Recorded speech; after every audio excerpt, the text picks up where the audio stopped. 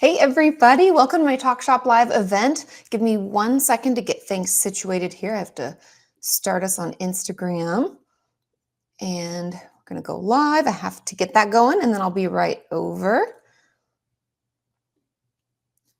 Okay.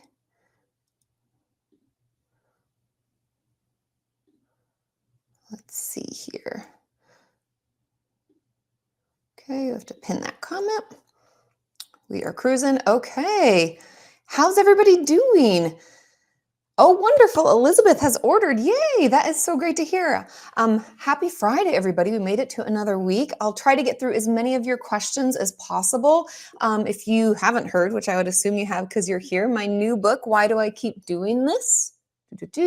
Is coming out December 9th. It is available. If you've pre-ordered, it will be shipping. If you're ordering it here, I believe if the date, if I remember correctly, it's going to ship December 12th, I think. Someone correct me if I'm wrong there. But oh, so many orders. Yay, that's so exciting. It's so good to see you. Hi, Kaylee and Alicia and Krissa and Laura and Becky and Darian, Melissa, Jessica. Oh, sorry, Sean's telling me not to touch the thing because okay. So good to see you all. Hey. Oh, from LA, Joseph, I will be coming your way. I am flying to LA on the 8th and I have an event at Zibby's in Santa Monica on the 9th. So I'd love to see you there. Oh, December 15th. Thanks, Sam. I had a feeling. Okay. So if you're ordering your book here today on the live stream, it will be shipping out December 15th with a signed book plate. I sign those and put those in the mail to Sam and the team so they can get those out to you. I tried to make them all a little different. Some have hearts and XOs and, all the things like that. Wonderful, Rita and Megan. That is so exciting. I know, Donna. I love the cover too. It's funny because when you're writing a book, you obviously don't think about what the cover is going to look like, but it's almost like a thumbnail in a YouTube video. You want it to pull people in. And I think this is my favorite. I had Are You Okay and Traumatized, my other books. And I did Traumatized. I did a Talk Shop Live with them as well. And so that I love this cover the most, I think. If you have any questions, I'd love to come to Arizona. I am going to try to expand the different dates and stuff like that. So stay tuned on all socials. Elizabeth asks, what age range would you suggest gifting this book to? There's not a ton of adult content in it. I will be honest. I mean, like explicit. There's nothing explicit. I may have cursed like once or twice. You know me, a little bit. I might have said like a shitty time or something like that. But I think any teen and above, I think it's appropriate. Honestly, I wish I had this book when I was a teenager because the whole goal of the book is essentially to talk about how control shows up in our life and almost the illusion that it is, because control is such a precarious thing, right? We think like, if you walk into an event and your best friend is there and she's like, oh, don't worry, I've got everything under control. You're like, this is great.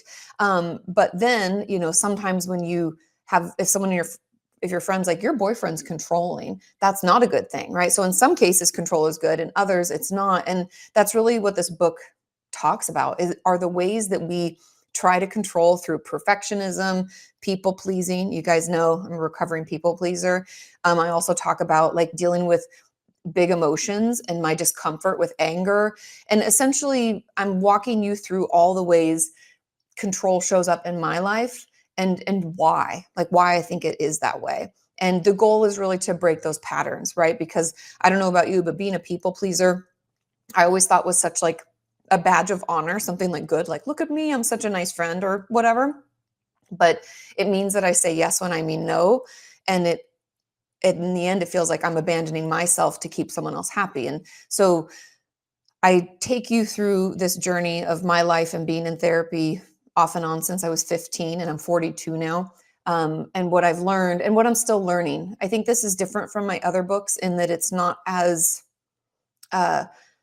me telling you about research and things like that. There's some of that in here, but it's more of a come along with me story. It's like, these are the things that I've worked on in my life. These are the mistakes I've made. These are the things that I struggle with. And here's also what I don't know. Like, I don't have all the answers, right? You guys know I'm human too. Just because I'm a therapist doesn't mean I always do better or that I always have all the answers. And so I'm really proud of this book and I'm excited. And I hope you guys love it as much as I do. Oh, yay. Seeing me in Chicago. Dolby, I'm so excited. Or Allison, I'm assuming, maybe Dolby's last name. Oh, Steffi. Yes, wonderful. So good to see you too. And oh yes, hi Michelle says she can't wait to read it. I hope you guys love it as much as I do. I feel like I've read the book a zillion times because you have to do all these edits and then you read the audiobook. So I've probably read it through about 5 times, and I do love it. Okay, let me see. Let's see. Oh, of course, Michael says, thank you for sharing. You've been in and out of therapy for so long. Definitely. I mean, I feel like that's part of the like breaking down the stigma, right? We all have a mental health that needs tending to. And just because I'm a therapist doesn't mean that I shouldn't be in therapy. That would be like telling a doctor they should never go to the doctor. And I can't therapize myself, right? I can't challenge myself in the way that my therapist can. And I think it's really important, especially for mental health professionals, to not only be in their own therapy, but also to talk about it. Because I think otherwise it's almost like, and I don't know if this is true for you guys, but it can feel like it's coming from a place of like, I know better. When in fact, I want you to know, like, I'm in it with you. Like I've tried out therapists that I didn't like. I've made the appointments. I've gone. I've sat in the waiting room. I've flipped the light, that switch on and waited. I've been seen, and like, I think that having that perspective is really powerful. And I think it honestly makes me a better therapist. And I talk a lot about that in this book. And I'll go through a couple of the chapters. And if you have any questions about it, I'm happy to answer all of them. But essentially, I talk about control in our upbringing. That's the first chapter, and that's kind of about like how our parents and our family, how that kind of sets the tone and creates the blueprint for our life, and how we take that information, the way that relationships are navigated, conflict is navigated, and all of that, we take that and we go out into the world looking for things that fit that blueprint, and how that can kind of, without realizing it, set the tone for better or worse for the ways that we will struggle or thrive in our life moving forward. And I see some other questions here. Oh, from Iraq. That's wonderful. I know that that the signed books, they don't ship worldwide, I believe. Sam, correct me if I'm wrong, but I believe it's US only. But I know that I have a publisher in the UK who is publishing at the same time. So you can get the book. And I know they can ship out from there, and it'd be a quicker way to get it to you. Oh, you're reading my second book, Emma, and I'm excited to meet you in Chicago. I'm so excited to meet you guys. I do hope that you're going to try to find me on tour, because I've never done anything like this, and it would be wonderful to put faces to names. Okay. Let me see. Oh, do I think I'll come to the UK at any point? Yes, I am planning on trying to I don't know exactly when, Steffi, but I'll keep you posted. Our goal is the first quarter. So we're already in talks with people over there. Obviously, I have my editor and publishing house there, and January through March is what our goal is. And we're trying to put that together. So I'll let you know as soon as I have those dates, and trust me, I'll post it all over social so that you don't miss it. Oh, Michelle says, yeah, it's amazing you've gone through it yourself. I appreciate you being so open. Of course, I feel like you really need to, so that people know that it's normalize it. We should all be in therapy. Everyone can benefit. And I find that, honestly, I was just I was creating another video the other day, and I was talking about parents and stuff, and how sometimes it feels like we as the children are in therapy because our parents won't get in therapy. It's like all of us are in therapy for this one person who won't. And so I think it's really important that we all get into therapy. Oh, Sarah's reading Are You Okay? Wonderful. I love it. Yeah, my first book, baby. I still have some copies floating around the house. I'm glad you're reading it. Oh, wonderful. Okay. Oh yeah, Gen Z here. I need that book. Yes, I hope you love it. I hope you guys love it. Oh, in Nashville, Tennessee. Lots of people from Tennessee here. Okay, Harlow asks, have any of your views on these tips changed from when you started writing the book till its release? That's a great question. And I wouldn't necessarily say that my views have changed, but I definitely have come across in my own life and in my friends and family's lives more examples and things that I wish I could have included, if that makes sense. It's almost like when you're writing a book, you have so much you want to put into it, and as you're moving through it, you're like, oh, you're kind of cutting this or adding this in. And there are a few other points, especially in the last chapter. So the last chapter is about letting go. It's called Learning to Let Go. And I feel like that chapter was the hardest for me because I'm still working on it. It's like you're kind of going with me through my process, and I have a tough time not trying to control everything. I'm a recovering people pleaser and recovering control freak. And learning to let go, I've really been working on it a lot personally since writing it. And I feel like I have a few more insights that I wish I could add. But sometimes it's funny with books. I have to always tell myself, like, they live in the time that they were created, and how amazing that we still change and grow along the way, right? But I still feel like that chapter, because I reread it then, Harlow, when I was thinking about this, and I was like, no, it still stands how it should. But maybe that's another book, or maybe that's something else that I create. Maybe it's a video down the line. Okay. Oh yeah, Sam says United States only for signed books purchased here. Yes. Thank you, Sam. Oh, Elizabeth's going to be in Santa. Yay, I'm so excited. It'd be so great to finally meet you, see you in person. Oh, Nini's here. Okay, how did writing about your journey influence your ongoing personal work? Did it change anything for you? Yes, a lot. Because of my work on the book, I, much to my, not even much to my therapist's dismay, but I had things come up that like weren't on the docket. You know what I mean? Like when you start working with a therapist, usually you have some kind of goal or a treatment plan you're working towards. And I took us on a detour because part of the book, something I encourage you to do, a little spoilers in the book, is to consider what your values are. And I think Nini, I might have talked about this a little off and on our Patreon live streams. But I was, I felt that it needed to be talked about, and I felt like it was necessary for what I was working on in the book. And so it took me probably, if I'm honest, like 2 months just trying to figure out what my values truly were. And I know you might be like, Katie, why did it take you so long? Values should be like easy. It was more that I wanted to make sure they were truly aligned with not only who I am, but who I want to be. And then part of the work is then figuring out if the things I'm doing are aligning with that. And so the work on the book then affected my therapy, because then I went off on this tangent of like values work, and if I'm lining up with that in the work that I'm doing for myself. And so it definitely changed that. And then I also think, because writing takes so long, and it's something that, I don't know, you need like sit in your office or at your desk or wherever you write. For me, it's in my office, and I like journal, and then I would write some stuff, and then I journal again. I think it caused me to question a lot of like past Katie things. Like, why do I think I did that? And as weird as it sounds, I think it was really therapeutic. I think it forced me to give more thought, more process to the reasons why I acted in this way in my 20s. Like there's a lot of stuff I share that I'm like, I'm not proud to say it, but I'm talking to you about it because I think it's helpful to understand like how this came out for me, and maybe that's helpful for you. Yeah, that's a great question. I feel like it definitely changed the course of therapy for a few months. And I think it still is guiding a lot of my journaling, because as you'll see when you read the book, there's a lot of things that, like, I don't have the full answer for myself about. Like at the end of each chapter, I pose questions. Like I'll read you a couple just so you can get an idea. This is out of the chapter Numbing Out and Disconnecting. I know, I'm not trying to call anybody out, but some of the questions that I have you answer are like, what do you prefer to do when you feel uncomfortable emotions? And when I was putting these questions together, I tried to answer them myself. So what is it that I try to do? I'll tell you, I get on my phone. Not very healthy, right? And we all have our things, our go-tos. Also, another question, how were emotions expressed in your family growing up? And so all of those kinds of questions are still things that I like journal about, think about, talk to my therapist about, and all that good stuff. So I know it was a really long-winded answer, Nini, but that's kind of, yeah, it's changed a lot. And I think it still is. Hey, Cameron. Hey. Okay. Elizabeth. Yes. Yeah, parents could really use therapy. 100%. Oh, Rachel. Hi. It's been so long. So good to see you here. Yay. Yeah, Steffi says, I think our perspectives can change as we get older and we have more experiences or lessons in life. 100%.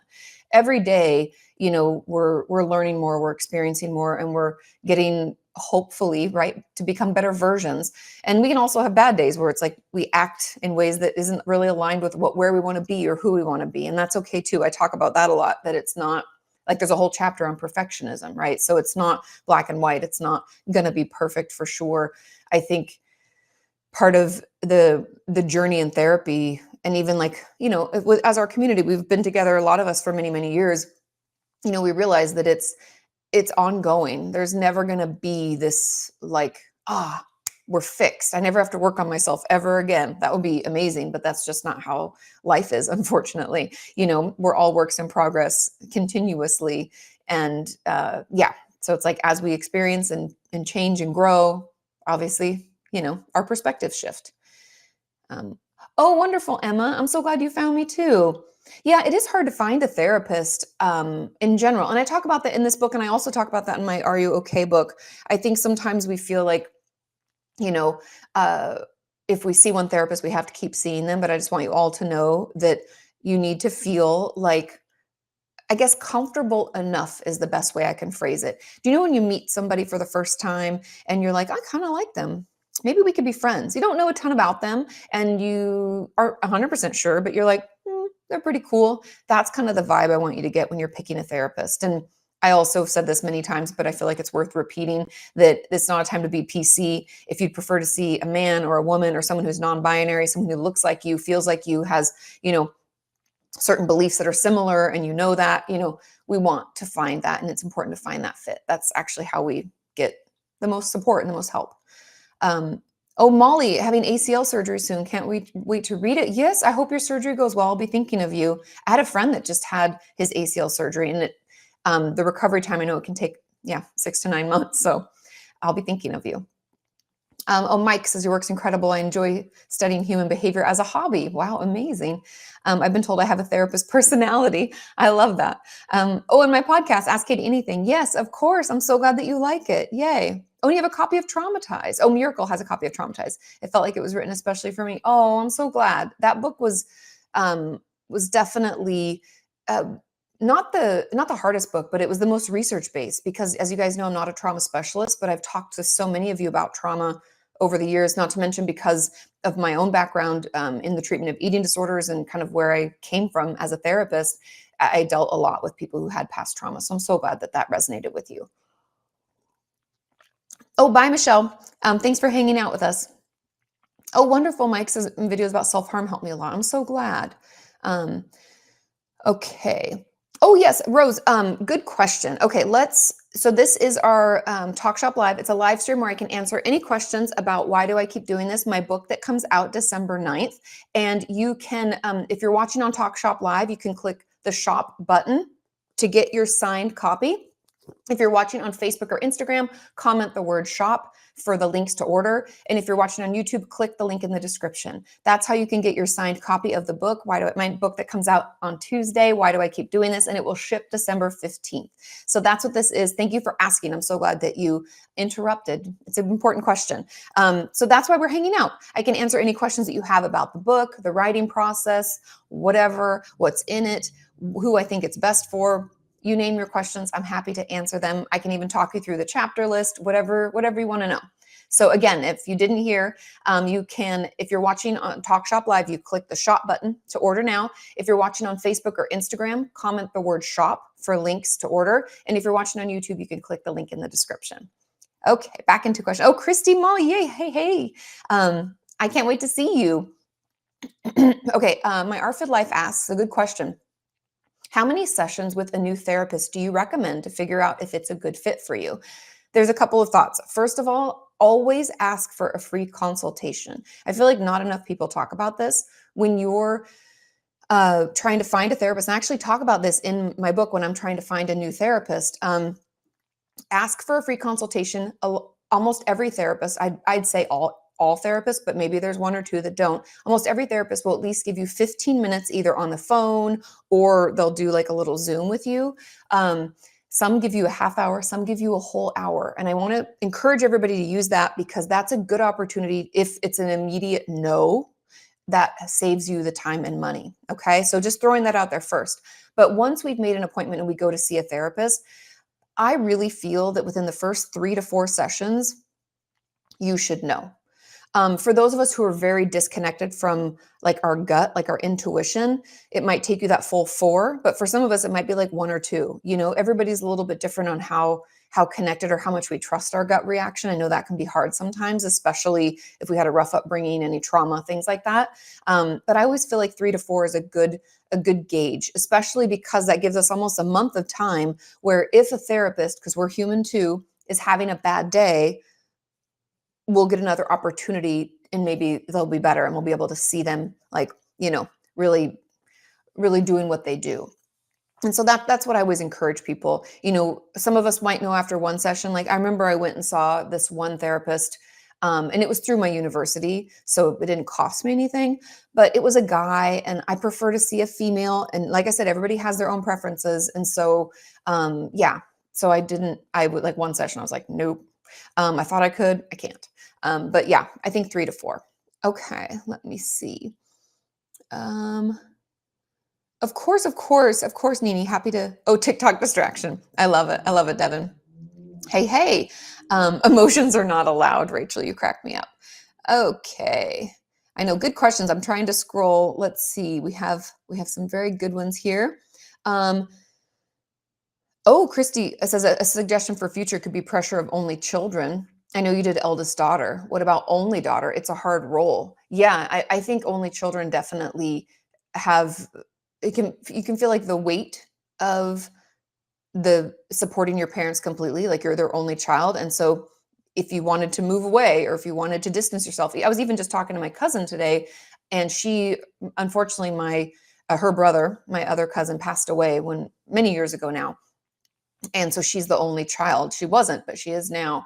And she was just talking about like the pressure because it's just her, and it's kind of hard sometimes. You can feel like I have to be there for all these big events, or I have to make sure I take care of them. And that can definitely be hard. Christy, the chapter in my book that would really probably be helpful for you is the people pleasing. And I only say that, I know you're like, why would that be the one? Because I talk a lot about boundaries and managing expectations and things like that, which I think probably affects you as the only child and the only daughter a lot. Okay. Hey, Sean is talking. Sean's in the other room talking in the chat here. Okay, let's see. Okay, Dolby, Allison, sorry, I think it's Allison. Just the reverse, right? As a current graduate student in counseling, congratulations, that's amazing. Do you have any tips for me starting practicum or internship? A couple of tips. First of all, I encourage you in this stage to not get too focused. And I know you might be like, why wouldn't you want me to be focused? I want to be focused, but I want you to try different things. The practicum internship space is a really great time to see if you like working in a hospital setting. Do you like working in a school setting? Do you want to help eating disorder patients or insert issue, right? Maybe you want to work in an OCD clinic or anxiety or whatever.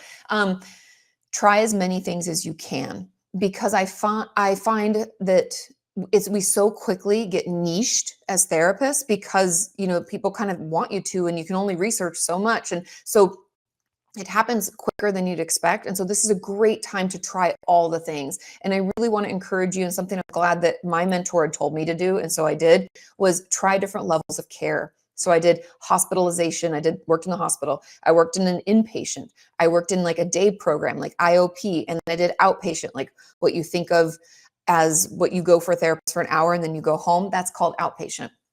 So try all of those things so that you know what's the best fit for you, because there's pluses and minuses to all of them. And I want you to feel like you can make a really informed decision for yourself as you move forward. And maybe you want to have, like me, I kept like one foot at the hospital for a while I did my private practice. And then I left that job and kept one foot in the eating disorder treatment realm. And so you can kind of figure out what the best blend is for you. Okay. Yeah, Steffi, it's talking about therapy. It says finding the perfect gym leggings that are a perfect fit for you, as well as we're also different. Yes, agreed.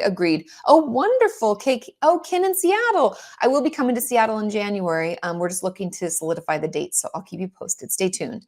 Oh, wonderful. Allison's also writing a book of her own. Any advice on staying motivated? I think when writing this book, because you guys know it's been like a tough year for me, or a couple years, to be honest. We have to make time to fill our own cup. And I know, Allison, you might be like, but I have no free time. We have to make time, like those little blips of, I don't even know what I really want to call them. In the book, I talk about how I did the Artist's Way, this workbook, and how we had to take ourselves on artist dates and how that was really hard for me.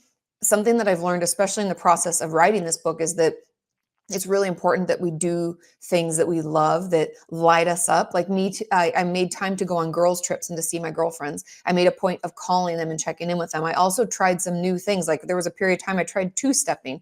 Loved it. Super fun.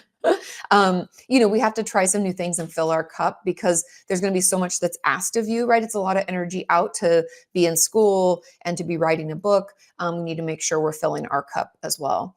So I do write about that a lot. I forget which chapter exactly it is, but I talk about that a lot and how that's important. Now, if you're just joining, we're talking about my new book, Why Do I Keep Doing This, that comes out December 9th.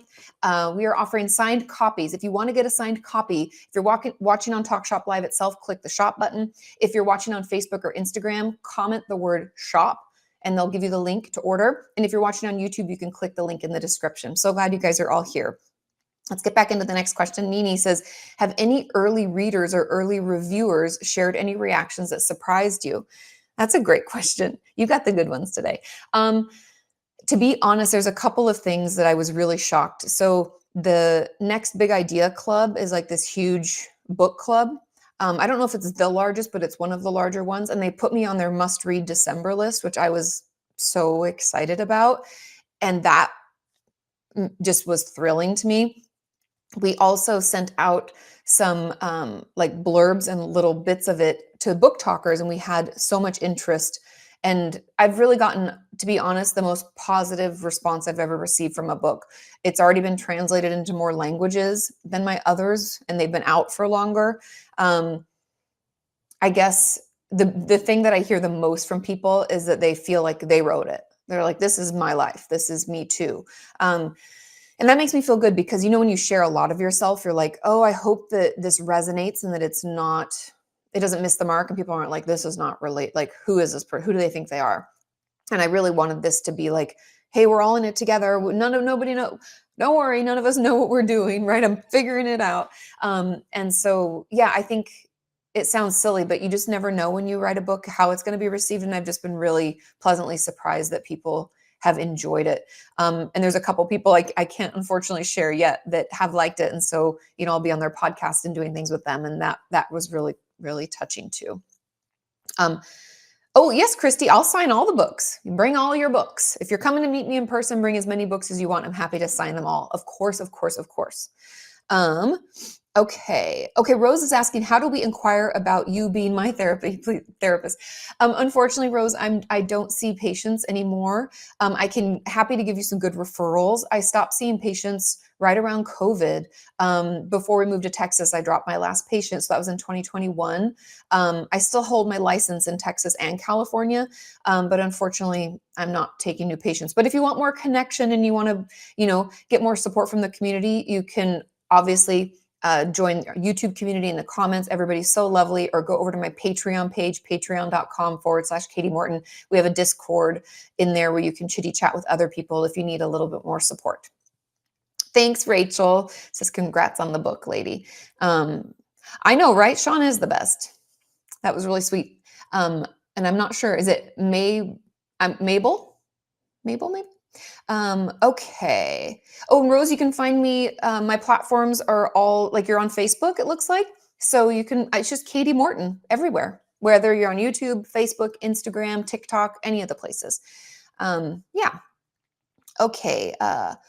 Cameron says, a style you write, including your own experience and asking followers to provide actual real accounts of experiences, always help me connect. Oh, wonderful. Yeah. And I haven't said that. I'm glad you brought that up, Cameron. Within this book, for anybody who has been part of the community and knows, I reach out and I ask for your stories. And there's a lot of stories from our community in this book as well, because you can't, I guess I feel like some influencers have way more exciting lives and have examples for everything that they've been a part of. I'm not that person, right? And so some of the stories that are shared are from our community. And it's just, to help remind you you're not alone, and that if your experience doesn't line up with mine, maybe it does with someone else who was so gracious to share theirs, and they have to sign a release and everything, you guys. It gets super legit. So yeah, throughout each chapter, there are beautiful stories from our community sharing their own struggles. Let's see if I can find one really quick, because I do love them. Well, that one's kind of long, but there's about like denial. That somebody talks about being in denial, that like their emotions never really went away no matter how much they pushed. They'd come out in other ways, like the tension headaches I started getting in high school, or the insomnia that hit when I couldn't stop obsessing over whether I'd let someone down. It's just really beautiful. So I'm glad you brought that up, Cameron. This is filled with stories from our community. And I hope that that can help illustrate some points and experiences that I haven't personally had. Okay, let's see. Yes, we had to stop, breathe, and hydrate. Oh my goodness, Rose says a rhetorical. Does having 6 brothers and 6 sisters qualify me for informing boundaries? Yes, I think it does. Enforcing boundaries. Gotcha. Yeah. Not informing. Yeah, it does. It does qualify you. That's a lot. That's a lot of siblings. It's a lot to navigate. I'll let you know, Ken, about where in Seattle. I haven't heard yet. We have a pitch out to 2, and they both said that they're interested, but we're waiting to hear final stuff on that. I'm hoping to get that wrapped up in the next week or so, and then I'll post about it. Okay. Oh my goodness, Elizabeth, crazy. I'm so sorry. She's got drama, annoying. The 2-step. Yes. Oh, hey. So good to see you. Okay, let me see. Oh, Mabel says, I've been a follower since you lived in the small apartment. Yes, with the cool colored wall. The cool colored, it's actually over. Do you see it? That's still it. That is so funny. That piece of art that I bought super cheap at CB2, like back in, I don't even know, 2011 or 12. I bought it for 99 bucks at CB2. And it's become so, it's like in all my videos and stuff. So it's so funny. It's almost like it's super famous. And the 2-step, that's my friend Thomas from Healthy Voices. So good to see you. Okay, let me see. Of course, Mabel, I'm glad that my work is resonating. I always do my best. And I've been talking about this a little bit recently. And I think, honestly, to go back to Nini's question before about the book, I think writing this book really challenged me to be more honest with myself about like where I am in my life and like what am I, again, the values work, and like, is what I'm doing with my life aligning with what I really want, where I'm going. And I think it forced me to realize that like I wasn't always being honest with you guys. I wasn't being as authentic as I always like took pride in, And so I think writing about it and like journaling and doing all the work it takes, for me at least, I don't know how other authors are, but I journal, like I burned through like 3 journals, you guys, in the process of putting this together. And I think it forced me to realize that like I needed to be more open, more honest, be more authentic with you, because when I'm not being authentic, then it doesn't resonate, right? Then it's like you guys can feel the distance. And so I just want to also give all of you a shout out, the ones that like kind of pushed back a little, like, hey, Katie, are you okay? You seem a little distant, or are you you noticed the difference. And sometimes you guys noticed it before I even noticed it. So shout out to all of you. Oh, you didn't see the book cover, Rose? Here it is. Isn't she pretty? And if you're new, we are doing a Talk Shop Live. If you want to get a signed copy of my new book, Why Do I Keep Doing This? It comes out next Tuesday, December 9th. If you're watching on Talk Shop Live, you can click the shop button. If you're watching on Facebook or Instagram, just comment the word shop and they'll send you a link to order. And if you're watching on YouTube, you can click the link in the description to order yours now. Okay, let me get back in. Oh, thanks, Nini. It's hard to keep up with all the chitter chatter. Yes, and I'd have to check. That's a great question. Daknola, I'm not sure if I'm saying your name right. I'm sorry if I'm not. Says, I hope your books are translated into Arabic. I know it. I believe Traumatized was. I'm not sure about this one. I'd have to check, but it should be. So just check. Always ask around. And if any of you are, wanting to purchase the book, but money is really tight, you can always ask your library to order one for you too. Okay. Oh, thanks, Elizabeth. Always found me down to earth and relatable. Good. That's the goal. We're all in this together, right? This is all of our first rodeos. Michelle, or my ARFID Life, asks recommendations for the neurodivergent population or those who struggle with communicating, especially with kids. I guess, if I don't know exactly what you're looking at for recommendations, there's a ton of great books out there. I think I'd have to talk to you about it later. I have to dig into my my lists and stuff, because I think in general, I guess my recommendations is that if we're struggling to communicate with children, like if we have a child who is on the autism spectrum or has ADHD or even any number of things, right? Just feels like they're a little bit different. I think what I always tell parents is that it's really important that we let them teach us and we allow ourselves to learn from their experience. Because the only time I've ever seen my patients shut down, like I don't see a ton of children, but I did for a while, especially when I worked in the eating disorder treatment center. But I do see a lot of like teens and in early 20s. And I found that my patients would shut down when their parent came in with like assumptions about what they thought this thing was, especially eating disorders or self-injury. But if the parent comes in thinking they already know what the issue is and they already know what the solution should be, that it shuts the child down. It shuts their child down because they then don't feel like they can. It's already hard enough sometimes, to tell a parent like, hey, I am uncomfortable with this, or I don't know, this might be going on. I think I might need to go to therapy, or I might need more therapy, or I might want to try medication. That's all hard enough. And then for it to be met with like, oh, well, if it's that, then we should do that. It's best to not really say much as a parent other than, I'm here to listen. Tell me what this is like and how can I help you? And then obviously we can educate ourselves on the back end. We can, read different books. A therapist will often recommend depending on the issue. I know in your experience, Michelle, it's ARFID, which if people don't know, it's I forget what the A stands for, but it's restrictive feeding. It's an issue with food, and it's more about like texture. And I don't know why I'm blanking. You'll have to put it in the chat because it's blanking. Oh, to open up in therapy. Okay, got you. So I think in general, it's just giving them time, letting them pick the therapist, making sure that they're comfortable with their therapist. And kids just take time. I mean, I worked with children in my first job in North Hollywood. And that's one thing that, Michelle, it's really tricky because it does take them time to open up and time to get comfortable. And the ones that were forced to see me that didn't get to pick what therapist, it was like the least beneficial.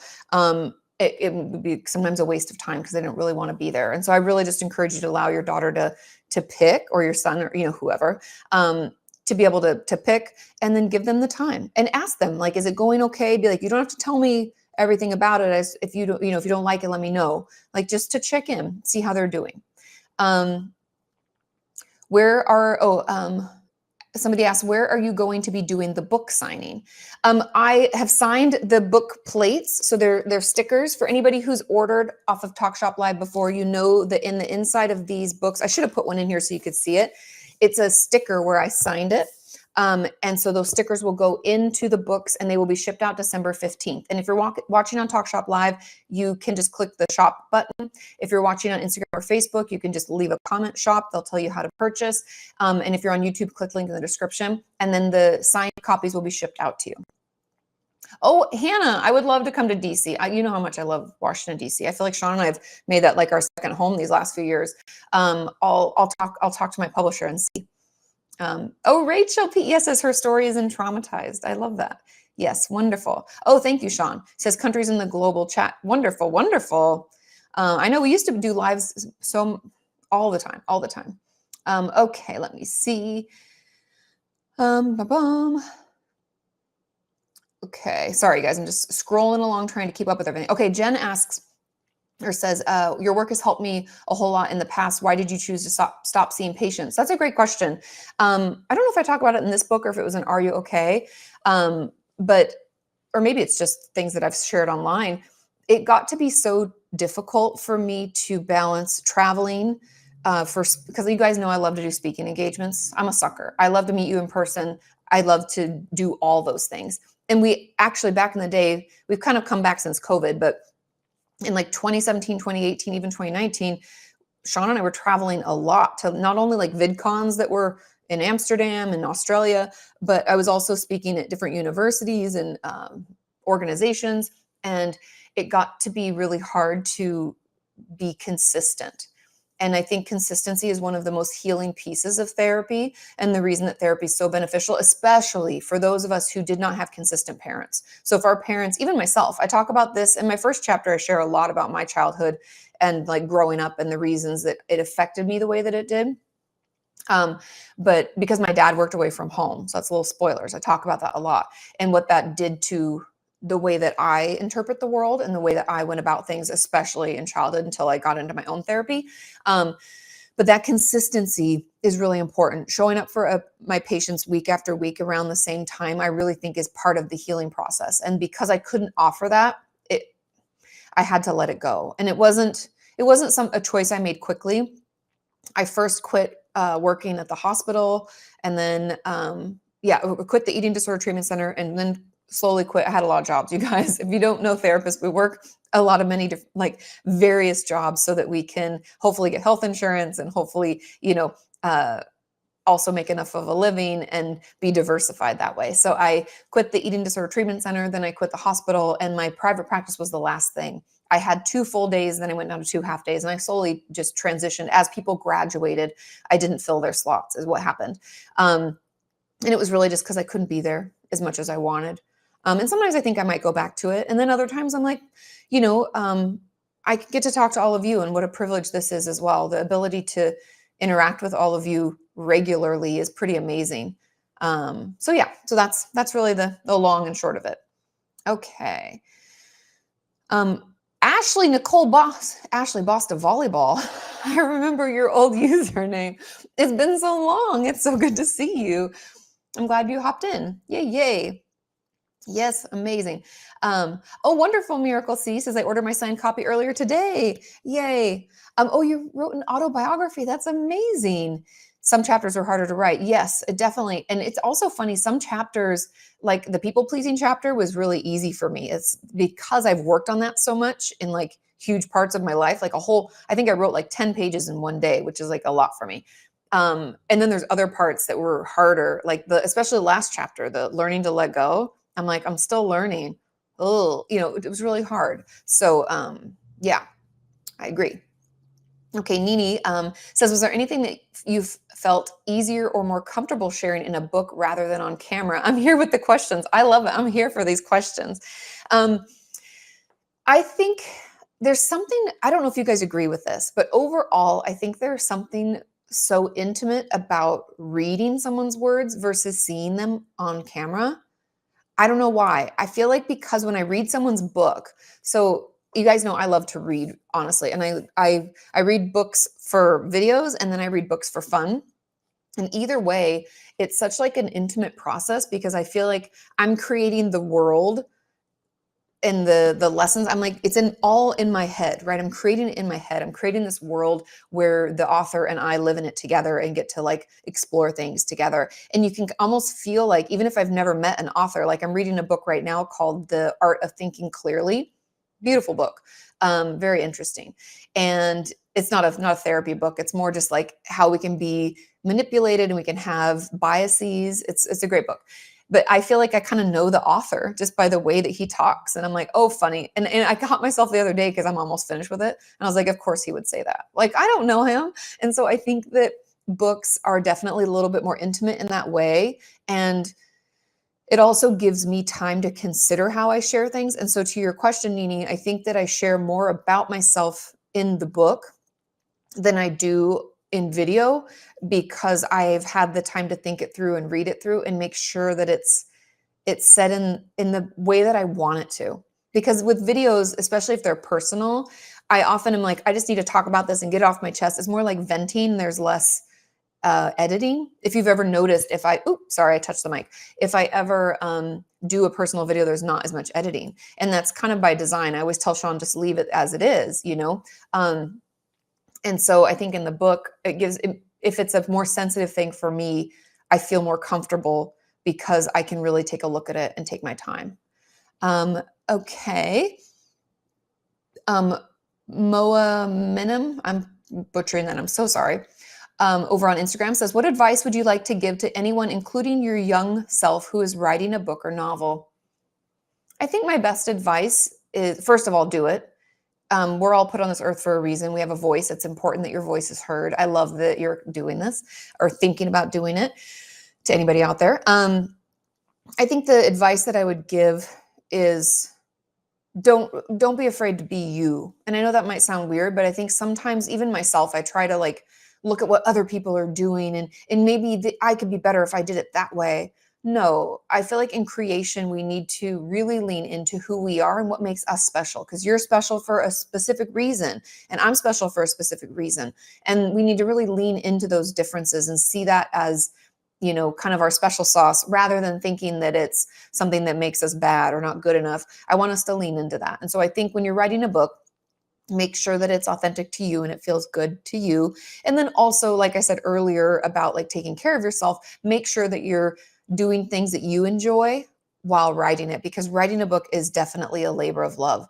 When I wrote my first book, I never thought I'd write another book because I was like, oh my God, I don't think I can do this again. And then here we are, book number 3 coming out now. You can click the shop button to get your signed copy. Or if you're on Facebook and Instagram, just comment shop. Or if you're on YouTube, click link in the description to get yours now. Yes, Elizabeth, I will be signing books wherever. If you see me on the street, I will sign your book. I'll try to have Sharpies on me all the time. But yes, in Santa Monica, when I'm at Zibby's on December 9th, I will sign your book. Of course, of course. I know, I thought Michelle says, we love when we see Roxy. I thought she might make an appearance, but Sean's trying to keep her quiet because she can, she can bark and bark and bark. Okay, Mike's asking about EMDR. I don't know much about EMDR. What's your take overall? I actually talk about it in my book because if you don't know, I did it for the first time myself last year, and I loved it, to be honest. Especially, I did mine for grief. I talk a lot about the grief I sustained in my book as well. I lost my aunt and uncle, my grandma and papa, all in the span of 3 years, and it was really overwhelming.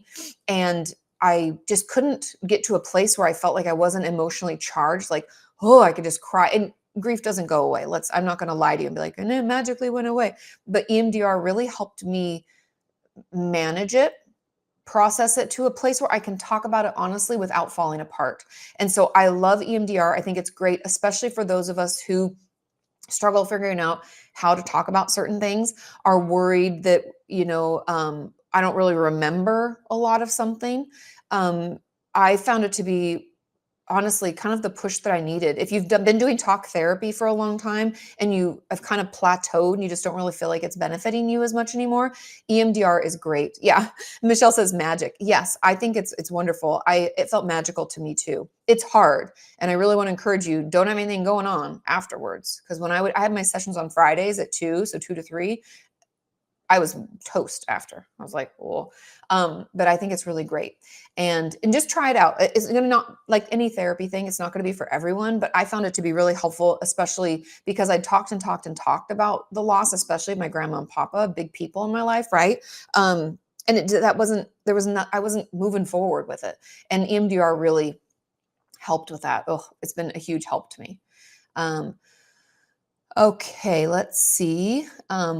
Avoidant restrict. Yes, thank you, Rachel P. and Mabel.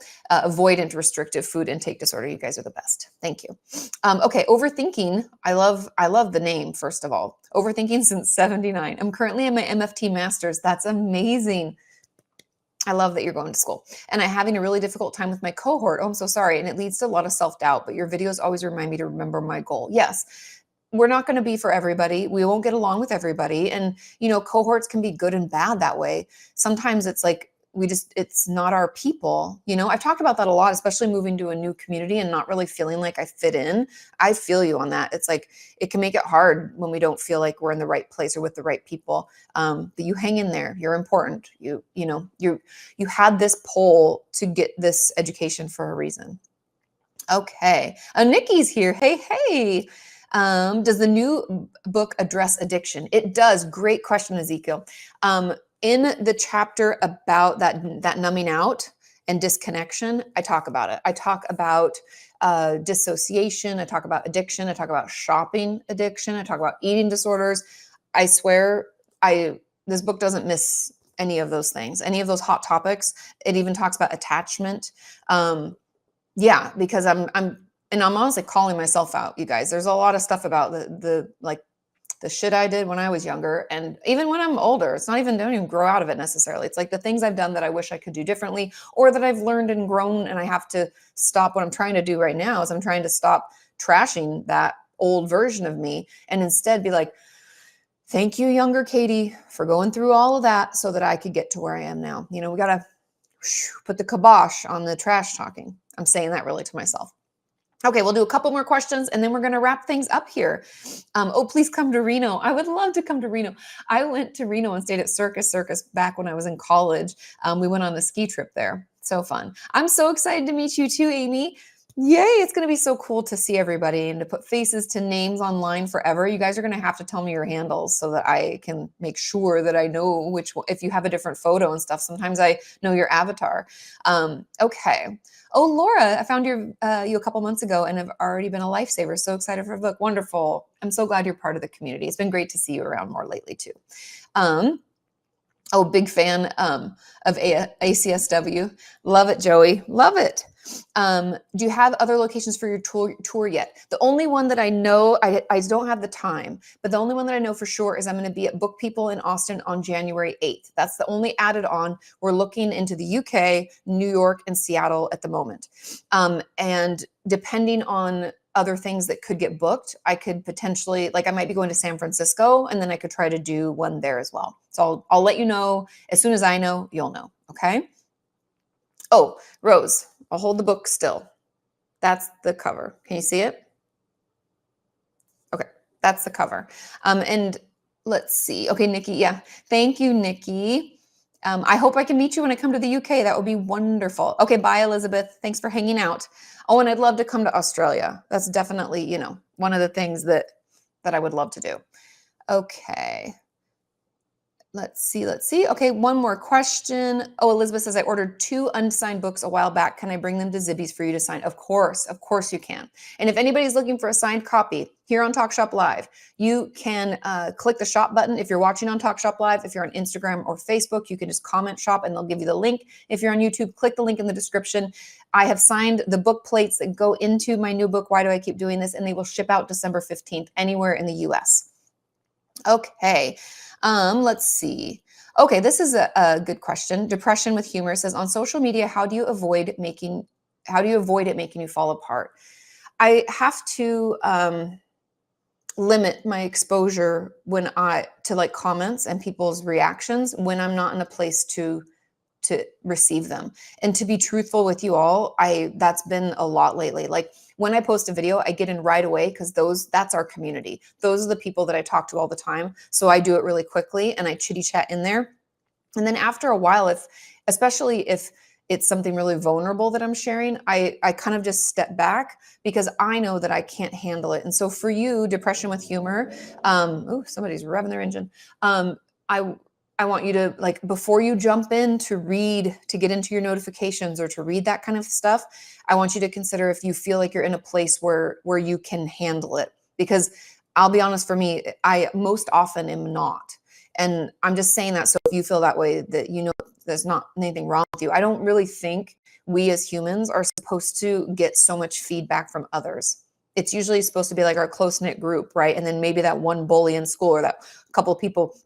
It's a lot when you expose yourself to the internet. So feel free to take breaks so that you don't fall apart. Again, we have to pour into our own cup. We have to take breaks for ourselves. Yeah, hang in there. It's hard. And sometimes I do fall apart too, and that's okay too. Okay, that's all the time we have for this evening. Thank you all so much for buying the book. Thank you for joining me on this Talk Shop Live event.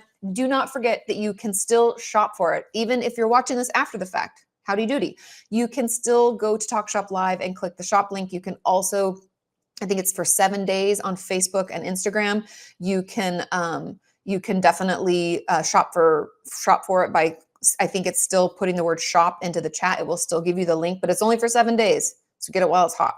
And then also on YouTube, you can click the link in the description and that should live forever.